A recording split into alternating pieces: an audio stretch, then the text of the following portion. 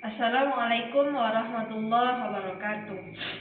Saya Hania, kami dari kelompok 8 ingin menyampaikan materi yaitu tentang tahapan dakwah Rasulullah dan tantangannya ketika Rasulullah SAW berdakwah. Nah, di sini kami membagi 3. Nah, pertama itu tahapan dakwah Rasulullah ketika dakwah secara sembunyi-sembunyi. Yang kedua, tahapan dakwah Rasulullah ketika terang-terangan. Nah, di sini saya ingin menyampaikan bagaimana tahapan Rasulullah SAW berdakwah secara terang-terangan. Nah, di sini sebelumnya kita masuk ke dakwah secara terang-terangan, kita sudah mengetahui bagaimana dahulunya dakwah Rasulullah berdakwah secara sembunyi-sembunyi.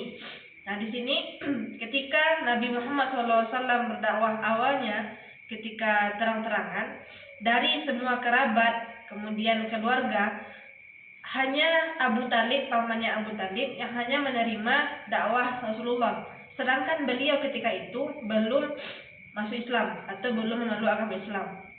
Nah, di sini beliau sebagai paman melindungi dan mendengarkan dakwah Rasulullah, sedangkan banyaknya kaum seperti Abu Jahal, Abu Lahab, dan apalagi kaum kafir Quraisy tidak mau menerima apa yang disampaikan oleh Rasulullah SAW. Nah, kemudian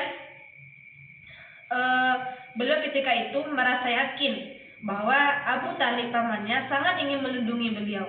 Makanya beliau pergi ke Bukit Safa, dan di sana beliau mengumpulkan seluruh masyarakat ketika itu dan mengatakan bahwa jika aku mengatakan bahwa di belakang bukit ini ada pasukan berkuda yang ingin menyerang kalian, apakah kalian percaya?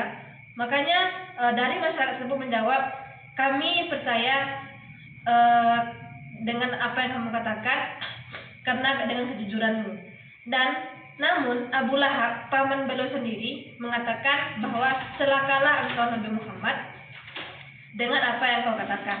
Nah, dengan itu sebagaimana dalam surah Al-Hijr ayat 94, Allah mengatakan bahwa maka sampaikanlah dakwah secara terang-terangan kepada kerabat-kerabatmu dan berpalinglah dari orang-orang yang ingkar kepadamu.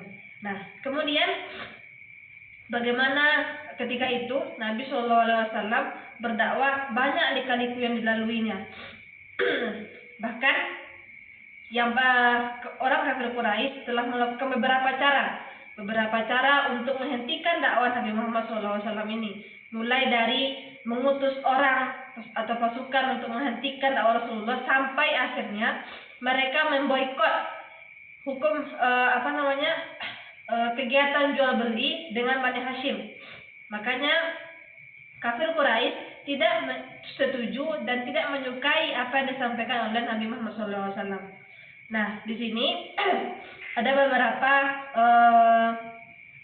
ketika Abu Talib, paman beliau sendiri yang selalu melindungi beliau, dan Siti Khadijah, istri beliau, meninggal ketika itu, beliau merasa tidak ada yang melindunginya, sehingga waktu itu Nabi Muhammad SAW kembali ke Mekah, di mana di Mekah beliau diterima oleh masyarakat di sana.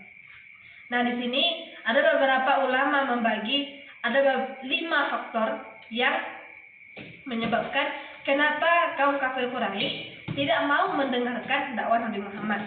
Yaitu yang pertama adalah masyarakat ketika itu tidak bisa membedakan antara kekuasaan dan kekeluargaan. Kemudian yang kedua, ketika itu mereka merasa bahwa ketika mendengarkan Nabi Muhammad dan yang selama ini mereka patuh kepada patung atau menyembah patung, akan mengurangi rezeki mereka. Kenapa? Karena dengan memahat patung itulah uang mereka bertambah atau rezeki mereka bertambah. Dan faktor yang ketiga, di sana juga ada bahwasanya orang kafir Quraisy tidak percaya dengan hari pembalasan, hari kebangkitan. Nah, mungkin itu beberapa 3 faktor yang melatar belakangi kenapa kaum kafir Quraisy tidak mau menerima dakwah Nabi Muhammad SAW.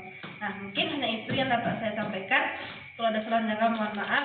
Assalamualaikum warahmatullahi wabarakatuh.